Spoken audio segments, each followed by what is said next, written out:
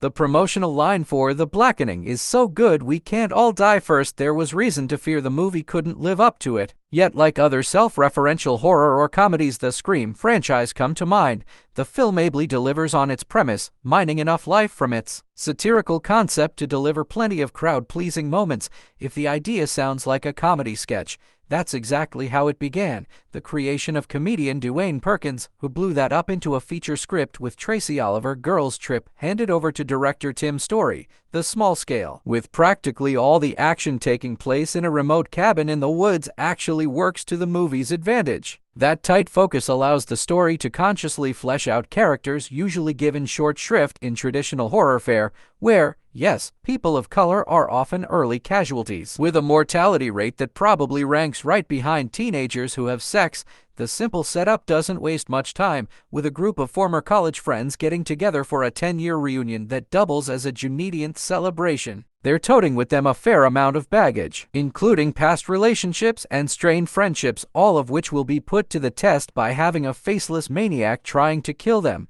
Faster than you can say Jumanji, they stumble upon a game which the unseen attacker forces them to play. Beyond creating a sense of jeopardy, the question's core group highlights how race has played a subtle and not so subtle role in movie conventions across the decades. As Perkins told the New York Times, the broader issue here involves feelings of being marginalized, with horror serving as a proxy for other institutions, while not overdoing the gore. Story wisely includes enough horror elements to conjure tension amid the laughs, recognizing that horror, more than comedy, has been one of the most durable genres at the box office since the pandemic began. Throw in the movie's modest budget, and it's not hard to envision The Blackening emerging. Jermaine Fowler, Melvin Gregg, ex-Mayo, Dwayne Perkins, Antoinette Robertson, and Cinqua Walls recently seen in Hulu's White Men Can't Jump remake, and they generally appear to be having a ball playing off each other. Yet there's also something pointed in the underlying notion that an all-black story wisely includes enough horror elements to conjure tension amid the laughs, recognizing that horror,